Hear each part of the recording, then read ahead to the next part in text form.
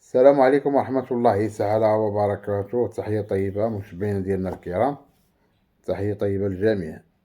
مرحبا بكم معنا في هذا البث ديال الفيديو هذا. بغينا نتكلموا فيه على الأوضاع ديال التلاميذ أو قطاع التعليم.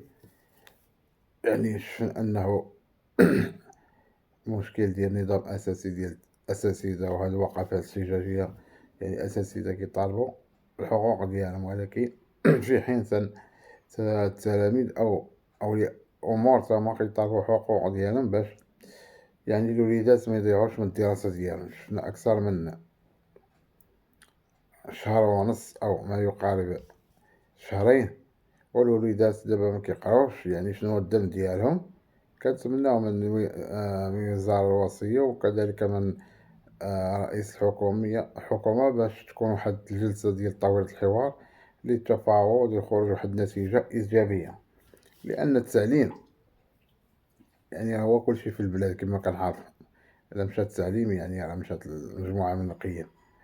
يعني التعليم والصحة من الأولويات اللي خصهم الحكومة تكون شاغلة عليهم مزيان.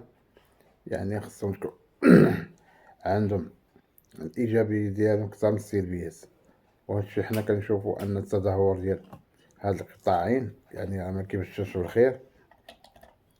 سيرتو التعليم، الوليدات دابا خصهم يقراو، خصهم يكونوا في المدارس ديالهم. التلميذ يعني المكان ديالو هو المدرسة ماشي الشارع أو البيت. كنتمناو الرسالة ديالنا باش توصل للجهات المسؤولة كفاهم من هاد ضياع الوقت للتلاميذ. وكنتمناو كذلك التفاتة القطاعات الحيوية كما قلنا ديال الصحة والتعليم. ونتمنى الرسالة ديالي توصل للمسؤولين وخاصة رئيس الحكومة السيد وزير ديال التعليم والتربية الوطنية وكذلك الشباب والرياضة. السلام عليكم ورحمة الله تعالى وبركاته.